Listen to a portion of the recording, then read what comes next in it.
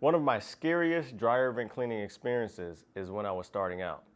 One of my customers' vents was on like a 3rd-story roof, and all I had was a 16-foot extension ladder. And after cleaning the vent from the inside up to the roof vent, his dryer was still showing a blockage code. So me not wanting to let my customer down, I decided to see if I could figure out how to get on this guy's roof. So I went around back, and he had this really long staircase that went back and forth and all the way up to his patio, which was about 30 feet in the air.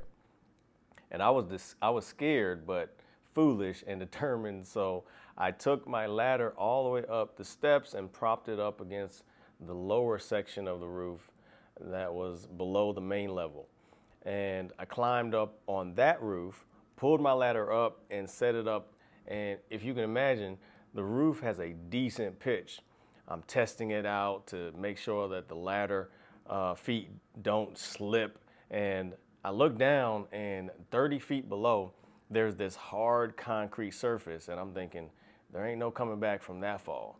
But I didn't want to turn back at this point, so I slowly climbed the ladder up to the edge of the main roof and froze for about 2 minutes, just freaking out and praying.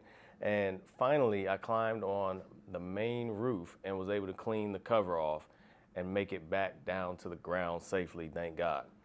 But after that, I decided I would never do something so stupid again.